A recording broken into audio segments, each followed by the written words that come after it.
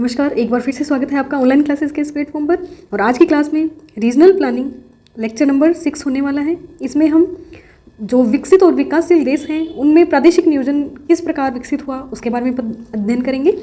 और इससे पहले प्रादेशिक नियोजन जो बेसिक टर्म है उसका अपन मीनिंग समझते हैं। प्रादेशिक नियोजन का मतलब होता है कि किसी भी क्षेत्र के संसाधन जो भी उपलब्ध हैं वहाँ पर उनका एकीकृत या समन्वित रूप से उनका विकास करना और उनके हिसाब से उन संसाधनों का उपयोग करते हुए वहाँ पर आर्थिक जो विषमताएं उत्पन्न हो गई हैं, आर्थिक सामाजिक विषमताएं उत्पन्न हो गई हैं और पर्यावरण से रिलेटेड भी अपन देखेंगे कुछ एग्जाम्पल।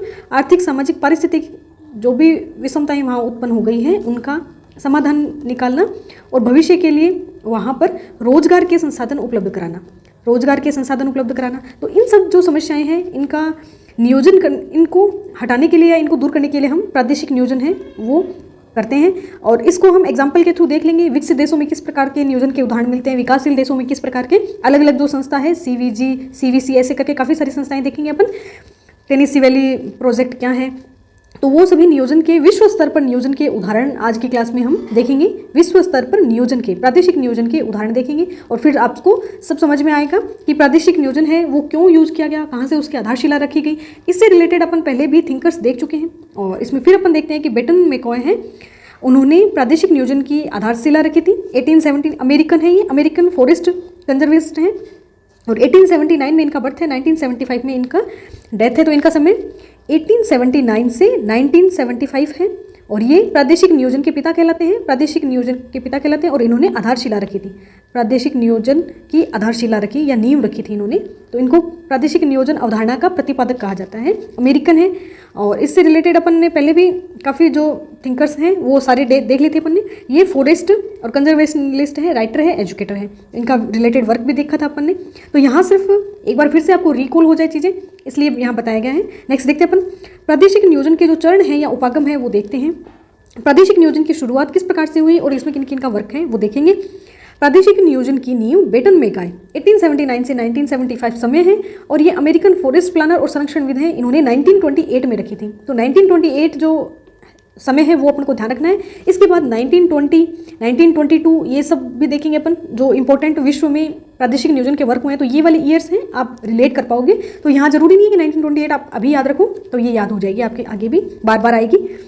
नेक्स्ट है इनका एक स्टेटमेंट है जो अपन ने पहले भी देखा था। ये कथन है इनका, डायरेक्ट एग्जाम में पूछा जा सकता है कि प्रत्येक सुविचारित कार्य सर्वप्रथम चिंतन से शुरू होते हैं और वह वास्तविक रूप ले सके, जो सुविचारित कार्य है वो वास्तविक रूप ले सके इसके पूर्व चिंतन प्रक्रिया में। इसलिए उस जो सुविचारित कार्य है उसको अपन उसका चिंतन करेंगे, मनन करेंगे उसका, और फिर उसका क्या करेंगे, अभ्यास करेंगे। तो अभ्यास करना चाहिए। सुविचारित कार्य चिंतन से शुरू होते हैं, वास्तविक रूप ले सके इसके पूर्व चिंतन प्रक्रिया में शामिल कर उसका अभ्यास करना चाहिए। तो इन्होंने चिंतन, अभ्यास, इस पर ये कथन दिया है। नेक्स्ट है हपशमिट या हर्षमिट भी लिखा सकता है, तो ये स्पेलिंग आप ध्यान रख सकते हो। हपशमिट या हर्षमिट भी लिखा सकता है। 1969 में USA के प्रादेशिक नियोजन के ऐतिहासिक विकास की 5 अवस्थाएं बताई। तो ये 1969 भी इंपॉर्टेंट है, USA भी इंपॉर्टेंट है और 5 अवस्थाएं भी इंपॉर्टेंट है। और जो क्वेश्चन आता है वो इस प्रकार से है कि प्रादेशिक नियोजन के पिछले 100 वर्ष के इतिहास में विकास के जो चरण बताए हैं उनमें से निम्न में से कौन सा नहीं है, ऐसे क्वेश्चन आएगा आपको। तो उसमें छांटना होगा आपको। तो सबसे पहले है प्राकृतिक संसाधन अनुस्थापन। अब देखिए यहाँ अनुस्थापन भी लिखा आ सकता है, उपागम भी लिखा आ सकता है, उपागम। तो आप इसको कंफ्यूज नहीं होना है। अनुस्थापन, उपागम, ओरिएंटेशन या अप्रोच, ये ध्यान रखना है आपको। अप्रोच भी लिखा आ सकता है यहाँ, अप्रोच भी लिखा आ सकता है। तो दोनों चीज़ें ही ध्यान में रखनी है आपको, ओरिएंटेशन और अप्रोच, उपागम या अनुस्थापन। हिंदी नाम में आपको कंफ्यूज नहीं होना है ज़्यादा। तो यहाँ देखते हैं अपन सबसे पहले क्या है, प्राकृतिक संसाधन अनुस्थापन, फिर है सांस्कृतिक और प्रादेशिक, और उसके बाद है प्रादेशिक विज्ञान उपागम, और इसके बाद आएगा प्रादेशिक आर्थिक विचारधारा और फिर नगरीय महानगरीय। तो ये 5 उपागम है, इंपॉर्टेंट है। डायरेक्ट अपने क्वेश्चन आता है कि निम्न में से कौन सा नहीं है, तो आपको छांटना पड़ सकता है इसमें। तो अपन इसको डिटेल में डिस्कस करते हैं। जो भी ओरिएंटेशन या अप्रोच है इनकी, हर्षमिट की, USA के आधार पर इन्होंने डिस्कस किया है। तो फर्स्ट है प्राकृतिक संसाधन अनुस्थापन, कि कोई भी प्रदेश है वहाँ के जो प्राकृतिक संसाधन है, जैसे नदी घाटी परियोजना, इसमें सबसे इंपॉर्टेंट है नदी हो गया, पर्वतकृत हो गया, झीलकृत कोई योजना हो सकती है, दलदलकृत योजना हो सकती है। बेसिकली वहाँ के प्राकृतिक संसाधनों का उपयोग करके खनिज आधारित भी हो सकती है, खनिज और नदी आधारित भी हो सकती है। तो इस प्रकार से प्राकृतिक संसाधनों का उपयोग करते हुए कोई परियोजना बनाना, तो उसमें प्राकृतिक संसाधन अनुस्थापन है। इसके एग्जाम्पल कौन कौन से हैं, टेनेसी नदी घाटी परियोजना, ये टेनेसी जो स्टेट है, प्रांत है यूएसए का, वहाँ शुरू हुई और ये 7 राज्यों में विस्तृत है ये प्रोजेक्ट। और विश्व का सर्वाधिक जो फेमस है वो ये प्रोजेक्ट है। इससे रिलेटेड भी अपन डिटेल में फिर देखेंगे। यहाँ इसके उद्देश्य क्या है मेन वो बता देती हूँ मैं। टेनेसी वैली में जो समस्याएं थी वही उद्देश्य हो जाएंगे। जैसे कोई क्षेत्र है तो यहाँ क्या क्या प्रॉब्लम थी, पहले तो ये देखते हैं अपन कि उस टाइम 18 मई 1933 में ये फ्रैंकलिन डी रूजवेल्ट जो राष्ट्रपति हैं वहाँ के, उस समय ये बनाई गई योजना और सामाजिक व आर्थिक उत्थान हेतु बनाई गई।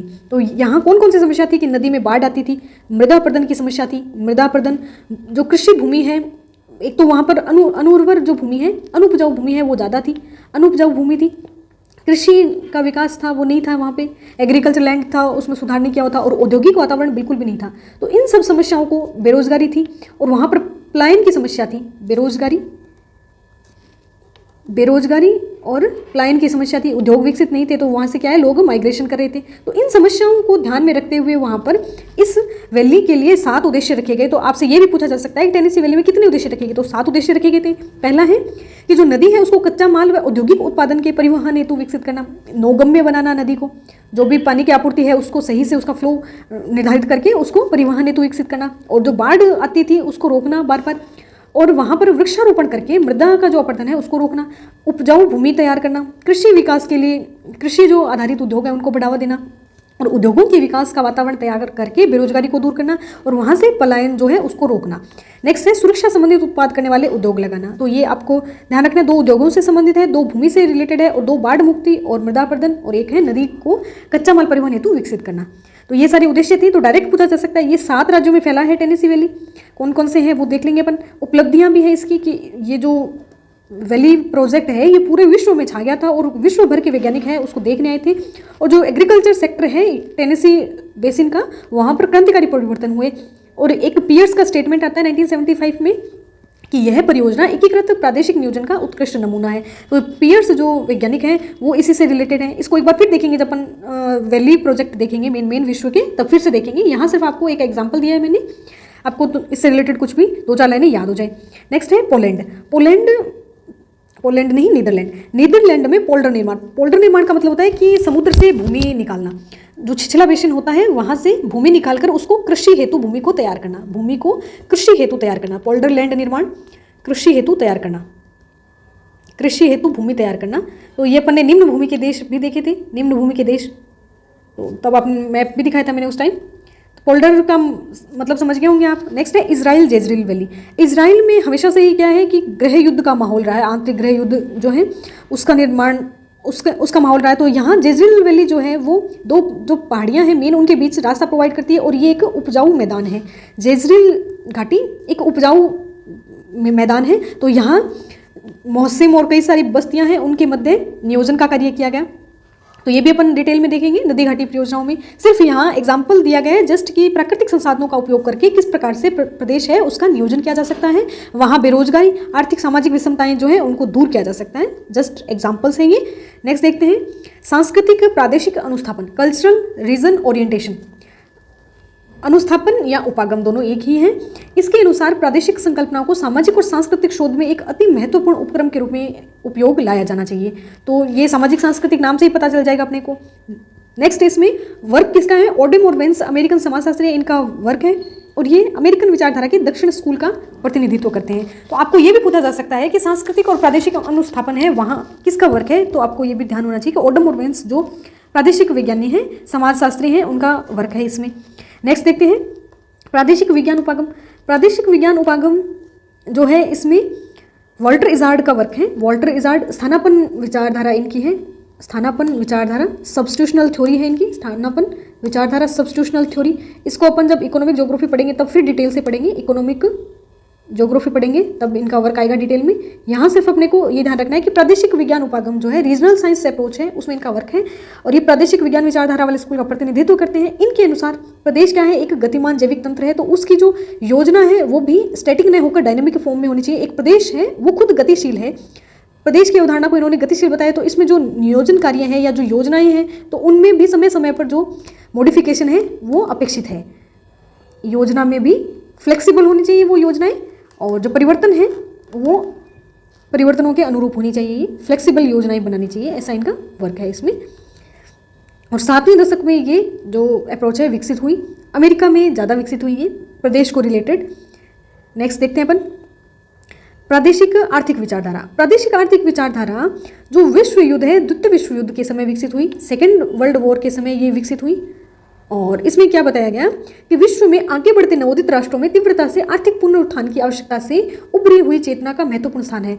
सेकेंड वर्ल्ड वॉर के बाद जो विश्व में अराजकता या आर्थिक विषमता पैदा हो गई, उसके लिए जो नवोदित राष्ट्र हैं अभी, जिनमें जो राष्ट्र हैं वो उपनिवेश से मुक्त हुए हैं, जैसे भारत भी था उनमें से एक, उपनिवेश से मुक्त हुए हैं, और कुछ जो अर्थव्यवस्थाएं हैं पहले से विकसित हैं, तो उन सब में क्या है, ये प्रादेशिक आर्थिक विचारधारा को लेकर अगर नियोजन किया जाए तो वहाँ अच्छा कार्य किया जा सकता है। तो ये अवधारणा कब विकसित हुई? द्वितीय विश्व युद्ध के बाद विकसित हुई। तो ये पूछा जा सकता है डायरेक्ट अपने से। नेक्स्ट है नगरीय महानगरीय उपगम, ये काफ़ी इंपॉर्टेंट है, जॉन फ्रीडमैन का दिया हुआ है। जॉन फ्रीडमैन का अपन ने कोर पेरीफेरी मॉडल भी देखा था, कोर पेरीफेरी मॉडल देखा था, और इन्होंने क्या बताया था कि जो कोर है उसका विकास किस पर निर्भर है?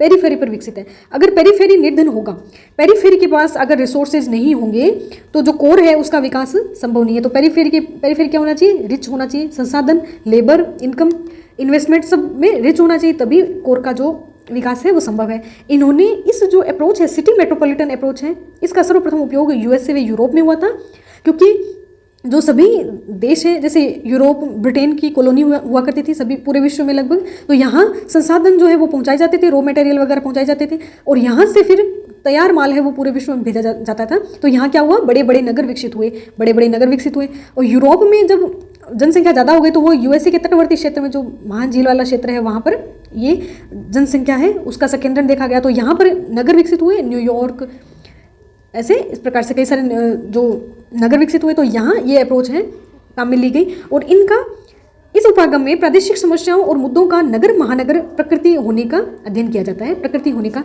ये नगरीय महानगरीय प्रकृति से, नगरीय महानगरीय प्रकृति से रिलेटेड है, नगरीय महानगरीय प्रकृति से रिलेटेड है। नेक्स्ट प्रादेशिक नियोजन में अपन मेन जो डेफिनेशंस है वो देख लेते हैं। इसमें है सबसे पहले मैकफॉरलैंड की परिभाषा है, फिर पीटर ड्रूकर की परिभाषा है, और फिर कॉर्न्स व डोनेल की परिभाषा है। कई बार क्या होता है, डायरेक्ट जो डेफिनेशन है वो पूछ ली जाती है, अगर आपने देखी हुई होती है तो अपने उसको इजीली क्वेश्चन को छोड़ना नहीं पड़ता।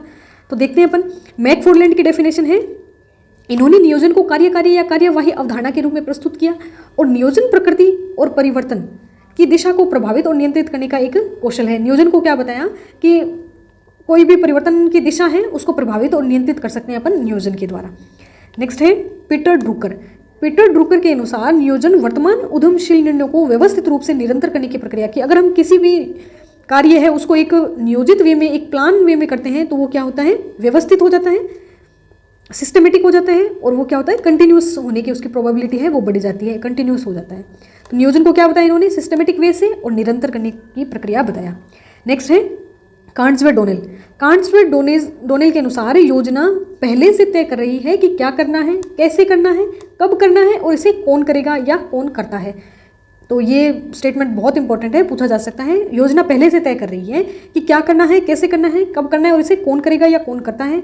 योजना बनाना उस खाई को पार करना है जहाँ से होकर हम जाना चाहते हैं। तो योजना बना लेने से क्या होगा कि हम सिस्टमेटिक हो जाएंगे और कंटिन्यूस हो जाएंगे। तो वो जो खाई है बीच वाली, जो कि रैंडमनेस में नहीं होकर हम एक कंटिन्यूस प्रोसेस में चले जाएंगे, तो वो जो खाई है वो पार हो जाएगी। तो ऐसा कार्न्स व डोनेल ने कहा है। नेक्स्ट है प्रोफेसर चैडविक। चैडविक ने अपनी book systems view of planning, ये बुक है इनकी, इसमें इन्होंने एक स्टेटमेंट दिया कि प्रादेशिक नियोजन एक भू तकनीकी है, जियो टेक्निक है, जिसके द्वारा हम किसी प्रदेश का विकास किया जाता है, जिसके द्वारा किसी प्रदेश का विकास किया जाता है। तो चैडविक ने क्या बताया? जियो टेक्निक बताया। प्लानिंग को, रीजनल प्लानिंग को इन्होंने क्या बताया? जियो टेक्निक है, जियो टेक्निक। तो सब जो विचारक हैं उनका अलग अलग व्यू है, वो अपने डेफिनेशन के थ्रू देखा है। नेक्स्ट देखते हैं अपन विश्व में प्रादेशिक नियोजन। विश्व में प्रादेशिक नियोजन के कौन कौन से उदाहरण मिलते हैं उनको अपन देखेंगे। तो सबसे पहले यूएसए है। इसमें यूएसए में रीजनल प्लानिंग एजेंसी है। तो डायरेक्ट अपने क्वेश्चन पूछा जाएगा कि आरपीए या रीजनल प्लानिंग एजेंसी है वो किससे संबंधित है, तो अपने को न्यूयॉर्क सिटी से रिलेटेड करना है। न्यूयॉर्क में आर्थिक सामाजिक सुधार के लिए ये जो संस्था है बनाई गई, न्यूयॉर्क में आर्थिक सुधारों के लिए, आर्थिक सामाजिक सुधारों के लिए, ये आर्थिक नियोजन के लिए बनाई गई संस्था है। आरपीए क्या है? रीजनल प्लानिंग एजेंसी क्या है? इसका वर्क कहाँ है? तो न्यूयॉर्क में इसका वर्क है, न्यूयॉर्क में आर्थिक नियोजन कार्य हेतु बनाई गई संस्था। तो आरपीए डायरेक्ट पूछा जाएगा आपसे। और 1922 में इसका जो शुरुआती जो वर्क है वो है। क्षेत्रीय योजना संघ नाम भी आ सकता है। आपको आरपीए ध्यान रखना है। प्रादेशिक नियोजन समिति का लक्ष्य है राजनीतिक सीमाओं की परवाह किए बिना क्षेत्र के विकास का मार्गदर्शन और निवासियों के जीवन की गुणवत्ता को बढ़ाना। अब जो भी अपन पढ़ेंगे तो उसमें यही सब आएगा। रोजगार उपलब्ध कराना, आर्थिक संसाधन जो है वो बढ़ाना, सामाजिक विषमताओं को कम करना, पारिस्थितिकी है उसको महत्वपूर्ण बनाना, इस प्रकार से यही सब आएगा। तो अपने को क्या देखना है कि ये जो संस्था है उसका कौन सी ईयर में वर्क है और कौन सी जगह इसका वर्क है वो देखना है। तो न्यूयॉर्क, न्यू जर्सी, कनेक्टिकट महानगरीय क्षेत्र में जीवन की गुणवत्ता सुधार करने के लिए ये जो एजेंसी बनाई गई थी, और ये एक निजी एजेंसी है, निजी क्षेत्र की एजेंसी है। ये 1922 में इसका वर्क है। नेक्स्ट देखते हैं अपन जर्मनी। जर्मनी में SVR संस्था है। SVR, ये SVR जर्मन लैंग्वेज का शब्द है, तो आपको इसकी टर्मिनोलॉजी ध्यान नहीं रखनी है। आपको सिर्फ ये याद रखना है कि SVR 1922 में इसका वर्क है। प्रादेशिक नियोजन संस्था है जर्मनी की। और ये किससे रिलेटेड है? ये जो रूर कोयला क्षेत्र है उससे रिलेटेड है। रूर कोयला क्षेत्र में बहुत ज़्यादा विषमता उत्पन्न होने के कारण, पारिस्थितिकी विषमता होने के कारण और ट्रैफिक संसाधन है, ट्रैफिक विसंयोजन होने के कारण, ट्रैफिक बाधा होने के कारण, यातायात या ट्रैफिक में बाधा होने के कारण इसका ग्रीनरी जो है वो यहाँ की कम होने लगी थी। ग्रीनरी कम हुई, औद्योगिक वातावरण बढ़ा, तो क्या है इस क्षेत्र के नियोजन की आवश्यकता पड़ी। तो ये SVR संस्था है, ये किससे रिलेटेड है? रूर जो कोयला क्षेत्र है जर्मनी का उससे रिलेटेड है। रूर कोयला क्षेत्र में कौन कौन सा क्षेत्र आता है? जो उत्तरी जर्मनी का डॉर्टमंड, एसेन, डसेल्डोर्फ और कोलोगन जो क्षेत्र है ये रूर कोयला क्षेत्र में आता है। तो ये भी पूछा जा सकता है आपसे डायरेक्ट। डॉर्टमंड, एसेन, डसेल्डोर्फ और कोलोजन जो क्षेत्र है ये रूर कोयला क्षेत्र में शामिल है। तो इससे रिलेटेड संस्था है SVR। अब SVR में समय के साथ साथ कौन कौन से चेंजेस हुए वो देखते हैं अपन। रूर क्षेत्र में ट्रैफिक, शहरी व आर्थिक विकास को नियोजित करने और स्थानीय स्तर पर ग्रीन बेल्ट को संरक्षित करने में इसका वर्क है।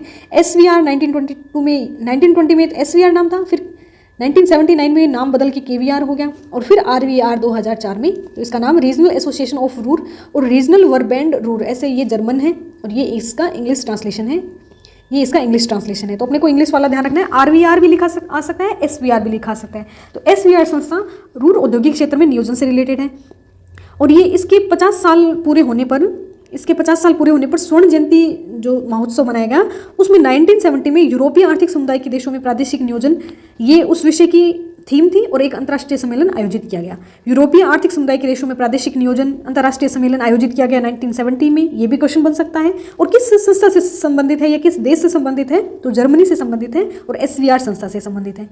क्वेश्चन किस प्रकार से बनेगा? अपना मेन मोटिव है क्वेश्चन को क्रैक करना। नेक्स्ट देखते हैं अपन ब्रिटेन की कौन सी संस्था है। तो ये मोस्ट इंपॉर्टेंट है, पीटर एम्बरक्रोम्बी का भी वर्क है इसमें और इनकी बुक भी है इस नाम से। तो डोनेस्टर जो प्रादेशिक परियोजना है वो ब्रिटेन से रिलेटेड है। डोनेस्टर 1922 में इसका शुरुआत हुई और बुक है the Doncaster regional planning scheme, Abercrombie, Humble और जोनासन। तो आपको ये भी ध्यान में रखना है, बुक किसकी है? एम्बरक्रोम्बी की है, हम्बल, जोनासन, इन तीनों के साथ में है। नेक्स्ट है इस जो परियोजना है इसका उद्देश्य क्या था? रोजगार के अवसर उपलब्ध कराना तथा रहन सहन की गुणवत्ता बढ़ाना। विश्व युद्ध के बाद जो ब्रिटेन है उसमें बहुत ज़्यादा विषमताएं बढ़ गई थी और रोजगार के अवसर खत्म हो गए थे, तो इसलिए ये योजना जो है शुरू की गई, डोनेस्टर प्रादेशिक परियोजना। नेक्स्ट है इटली।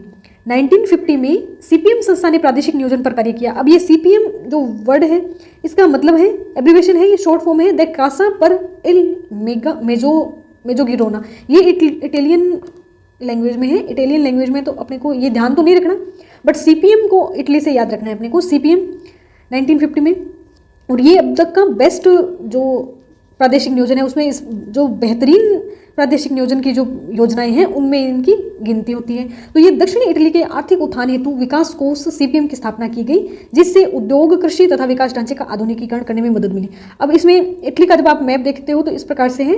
तो यहाँ जो उत्तरी इटली है इसमें औद्योगिक विकास ज़्यादा है, यहाँ का औद्योगिक विकास का ज़्यादा है और यहाँ बिल्कुल नहीं है। तो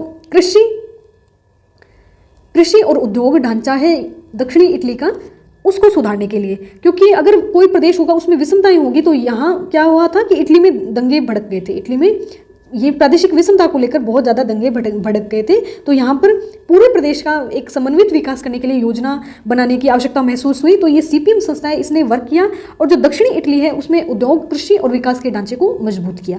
तो ये अपन जो भी नियोजन की योजनाएं पढ़ रहे हैं वो आर्थिक विषमताओं को कम करने के लिए पढ़ रहे हैं, ये इतना तो बेसिक आपको पता होना ही चाहिए। नेक्स्ट देखते हैं नीदरलैंड। नीदरलैंड निम्न भूमि का देश कहा जाता है, निम्न भूमि का देश कहा जाता है, और यहाँ पर जो कृषि योग्य भूमि है उसकी उपलब्धता कम है। निम्न भूमि या पोल्डरलैंड के देश कहा जाता है। कृषि योग्य भूमि कम होने के कारण जो समुद्री जो तटीय है, समुद्र तट है छिछला, उसमें से उसको सुखाकर या उसमें भूमि निकाली गई, उसको क्या बोला गया, पोल्डरलैंड बोला गया। तो ये लोग लगभग 400 सालों से उस भूमि को नियोजन कर रहे हैं, स्थानीय स्तर पर उसमें नियोजन के कार्य किए जा रहे हैं स्थानीय स्तर पे। और इसको कब मजबूती मिली या उसकी तीव्रता कब बढ़ी, 1937 में। 1937 में इसमें क्या है, टेक्नोलॉजी का यूज करके इन लोगों ने, डच जो लोग हैं, टेक्नोलॉजी का यूज करके और वो जो पोल्डर बनाने की जो प्रक्रिया है या पोल्डरलैंड है उसके विकास में तेजी आई, पोल्डरलैंड के विकास में तेजी आई। और इन्होंने बांध निर्माण और तकनीकी व ऊर्जा उत्पादन में भी पर्याप्त तरक्की जो है वो करी। तो पोल्डरलैंड किससे रिलेटेड है, पोल्डरलैंड या निम्न भूमि है वो नीदरलैंड से रिलेटेड है। और 1937 के बाद जो पोल्डरलैंड में जो विकास है वो ज़्यादा हुआ, ये वो जर्मनी वाली जो संस्था है उससे रिलेटेड है। कुछ फैक्ट कि 1920 में ये SVR था, फिर ये KVR हो गया 1979 में, और फिर KVR से RVR हो गया, ये रीजनल एसोसिएशन ऑफ रूट। तो ये आपको ध्यान में रखना है। और ये ट्रैफिक, अर्बन और इकोनॉमिक डेवलपमेंट प्रोजेक्ट है और ग्रीनरी को बढ़ाने का एक प्रोजेक्ट है। और भी आप इस स्लाइड में कुछ देखना चाहो तो देख सकते हो। रीजनल प्लानिंग एसोसिएशन, ये मैंने उस टाइम आपको बताई नहीं थी, तो इसको भी स्लाइड को आप देख सकते हो। Regional planning association New York, new Jersey और कनेक्टिकट जो रीजन है उससे रिलेटेड है। नॉन प्रॉफिट एक ये है, निजी संस्था है, निजी संस्था है, निजी संस्था है। 1922 में फाउंडेड की गई, स्थापना की गई इसकी। Improve the quality of life and economic competitiveness के लिए शुरुआत की गई। RPA डायरेक्ट क्वेश्चन आता है अपने, बट एक बार आप इसको थोड़ा देख लो इमेज वगैरह तो ज़्यादा याद रहती है चीज़ें, यहाँ इंक्लूड की गई। RPA एब्रीवेशन है, 1922 में, नॉन प्रॉफिट है, रीजनल प्लानिंग इसका वर्क है, हेडक्वार्टर न्यूयॉर्क में है, और जो रीजन सर्वे है वो न्यूयॉर्क मेट्रोपॉलिटन एरिया है उसमें ये वर्क करता है। तो ये सब चीज़ें RPA से रिलेटेड है, RPA से रिलेटेड देख लिया। और अपन ने विकसित देश हैं उनमें नियोजन को देख लिया। अब अपन देखेंगे विकासशील देशों में नियोजन के कौन कौन से उदाहरण मिलते हैं अपने को। इससे पहले और भी बच गए इसमें। विकसित के बाद है विकासशील देश। विकासशील देश में सबसे पहले ब्राज़ील की संस्था है सुडेन या SUDENA भी बोल सकते हैं अपन इसको। 1959 में ये संस्था स्थापित की गई और ये एक सरकारी संस्था है, ये एक सरकारी संस्था है। और इसका फुल फॉर्म नहीं आएगा पूछना, फिर भी ये संक्षिप्त वर्ड से बना है। ये भी ब्राज़ील की जो लैंग्वेज है पुर्तगीज़ है उसमें लिखा हुआ है सुप्रिटेंडेनिया डो डिसेनेवोल्विमेंटो डो नोर्डे एस्टेट। तो ये काफ़ी मुश्किल है उच्चारण करने में, तो इसका आप सुडेन ये डायरेक्ट नाम याद रख सकते हो। सरकारी एजेंसी है, ब्राज़ील के उत्तर पूर्वी तट और सराटाओ क्षेत्र के आर्थिक विकास से संबंधित है। तो ये ध्यान में रखना है अपने को, ब्राज़ील से संबंधित है। बेसिकली इस एजेंसी ने क्या किया कि उत्पादकों और निर्यातकों के लिए टैक्स ब्रेकर बनाकर पूर्वोत्तर में व्याप्त आर्थिक अशांति को दूर करने का प्रयास किया तथा कृषि क्षेत्र पर निर्भरता को कम किया। ब्राज़ील का जो पूर्वी तट है, ये जो पूर्वी तट है ब्राज़ील का, यहाँ पर अपने को पता है गन्ने की खेती होती है और जो कहवा है उसका भी उत्पादन किया जाता है। तो यहाँ जो विषमताएं हैं, बेसिकली ये क्षेत्र कृषि आधारित था, तो इसको कृषि पर निर्भरता कम करके यहाँ पर उद्योग धंधे आदि विकसित किए जाएं और यहाँ पर जो भी विषमताएं हैं उनको दूर किया जाए, ऐसा इनका प्रयास था। सुडेन जो संस्था है इसका प्रयास था। नेक्स्ट है CVG संस्था। CVG संस्था 1960 में इसकी स्थापना की गई और ये वेनेजुएला से रिलेटेड है। इसका फुल फॉर्म है कॉर्पोरेशन वेनेजुलाना डी गुयाना या गुयाना। तो यही लोकल लैंग्वेज में शब्द है। CVG एक स्टील मिल और एक पन बिजली परियोजना निर्माण के लिए शुरू की गई स्वायत्त संस्था है। ऑटोनोमस बॉडी है, ये सरकारी बॉडी नहीं है, ये ऑटोनोमस ऑर्गेनाइजेशन है ये। और MIT हार्वर्ड संयुक्त केंद्र के साथ गुयाना क्षेत्र के व्यापक विकास के लिए योजना बनाने में सहायक है। तो अपने को CVG कैसे याद रखना है, गुयाना जो क्षेत्र है, गुयाना या आंतरिक वेनेजुएला भी लिखा सकता है, उससे रिलेटेड है, ये ध्यान रखना है। नेक्स्ट है CVC संस्था किंका घाटी कोलंबिया से के विकास से प्रादेशिक नियोजन से रिलेटेड है, किंका घाटी कोलंबिया। नेक्स्ट है NCR दिल्ली। तो ये अपने को पता है NCR दिल्ली के विकास के लिए नेशनल कैपिटल रीजन का जो विकास है वो 1985 में इसका प्लान किया गया था। इसमें कौन कौन से क्षेत्र शामिल हैं वो अपन देख लेते हैं। NCR में राजस्थान, हरियाणा, यूपी का जो एरिया है वो शामिल है। कुछ जो क्षेत्र हैं वो लिए गए हैं। राजस्थान में अलवर का कुछ भाग लिया गया है। तो इसमें देखते हैं अपन नेशनल कैपिटल रीजन, और ये दिल्ली का क्षेत्र है इसमें शामिल है। और हरियाणा, उत्तर प्रदेश और राजस्थान का भी इसमें कुछ भाग लिया गया है। और दिल्ली, फरीदाबाद, गाजियाबाद, गुड़गांव और नोएडा ये एनसीआर में जो मोस्ट जो लैंड है वो इनकी शामिल है। और इसमें इंफ्रास्ट्रक्चर जो एनसीआर का जो रीजन है उसमें इंफ्रास्ट्रक्चर डेवलप करना ये इसका मेन पर्पस है। और इसकी जो 62.6% पॉपुलेशन है वो अर्बन है, शहरी है इसमें। और ये एक इकोलॉजी सेंसिटिव एरिया भी है जिसमें अरावली पर्वत श्रृंखला, वाइल्ड लाइफ और बर्ड सेंचुरीज हैं वो भी इसमें शामिल हैं। और ये कितना जीडीपी जो प्रोड्यूस करता है वो है। तो इसमें अपन एक बार फिर इसको एनसीआर को देखेंगे, डिटेल में डिस्कस करेंगे, इसके जो नोट्स हैं वो भी मैं प्रोवाइड कराऊंगी। तो ये सिर्फ इतना है कि इसमें कौन कौन से जो क्षेत्र हैं वो शामिल हैं। और हरियाणा, उत्तर प्रदेश और राजस्थान जो राज्य हैं और दिल्ली का मोस्ट एरिया है वो इसमें शामिल है। ये अपने को ध्यान रखना है एनसीआर में। एनसीआर से रिलेटेड अपने को एग्जाम में एक क्वेश्चन, हर बार अपने एग्जाम में एक क्वेश्चन पूछा जाता है, तो ये भी देखेंगे। और एनसीआर की जो अवधारणा है वो क्यों विकसित करी गई वो भी देखेंगे कि इस दिल्ली का जो क्षेत्र है उसमें औद्योगिकरण बढ़ने के कारण इसके एक जो प्रति मैग्नेट सिटी बोल सकते हैं अपन, या काउंटर मैग्नेट सिटी का जो कंसेप्ट है वो विकसित किया गया था, ताकि यहाँ जो भी उद्योग धंधे हैं या फिर जो पर्यावरण अवनयन की जो समस्याएं हैं उनको दूर किया जा सकते हैं। तो इससे क्या है, ये गुड़गांव, गाजियाबाद, फरीदाबाद इनको विकसित करके जो काउंटर मैग्नेट सिटी है उनका विकास करना इसका मेन रीज़न था। तो ये भी अपन देख लिया एनसीआर का कंसेप्ट। और डोनेस्टर प्लान है, उस पर बुक है, ये मैंने बताया भी था आपको। The report joint committee, Patrick Abercrombie है इसमें, जोनासन है और हम्बल का भी वर्क है इसमें। ये है हम्बल। तो ये तीनों की बुक है, आप इसको भी याद रख सकते हो। ये अपन ने स्लाइड देख ली थी। विकसित और विकासशील देशों में जो अपन ने वर्क देखा है, तो बेसिक इसका अंडरस्टैंडिंग क्या है कि विकसित देश हैं उनमें संसाधन ज़्यादा हैं और औद्योगिकरण भी हुआ है, तो इस कारण उनका विकास हुआ। जबकि जो विकासशील देश हैं वहाँ पर बहुत ज़्यादा गरीबी, विषमता होने के कारण वहाँ जो विकास है वो किया गया। तो बिल्कुल संसाधन नहीं होते हुए भी विकासशील देशों में क्या है, संसाधन विकासशील देशों में इन्वेस्ट नहीं करते। एक तो बाहर के जो भी कंट्रीज़ हैं, फॉरेन इन्वेस्टमेंट जो है, एफडीआई है वो कम होता है यहाँ का। और जो आर्थिक विषमता है वो सर्वाधिक यहाँ पाई जाती है। संसाधन में भी ये पुअर होते हैं, टेक्नोलॉजी नहीं होती इनके पास, तो जो टेक्नोलॉजी का भी अभाव होता है। तो विकासशील देशों में जो नियोजन है वो बहुत इंपॉर्टेंट है। तो भारत भी एक विकासशील देश है, तो यहाँ पर भी जो प्राकृतिक प्रदेश है उनमें नियोजन, जैसे दामोदर घाटी का अपन एक फेमस एग्जांपल है, तो दामोदर घाटी को अपन डिटेल में पढ़ेंगे। बस्तर एरिया जो है उसका नियोजन पढ़ेंगे अपन, बस्तर नियोजन, बस्तर प्रादेशिक नियोजन योजना है वो भी पढ़ेंगे। तो काफ़ी सारा डिटेल में लेक्चर आने वाला है अपना। अपने को यहाँ सिर्फ यही पता होना चाहिए ओडम वेंस किससे संबंधित है, फ्रीडमैन जो है वो कौन सी उपागम से संबंधित है। तो यहाँ आज की क्लास में अपन ने जो उपागम है वो देखे हैं, तो आप इस लेक्चर को रिवाइज करेंगे और आगे भी अपन इससे रिलेटेड जो लेक्चर हैं वो आएंगे। धन्यवाद।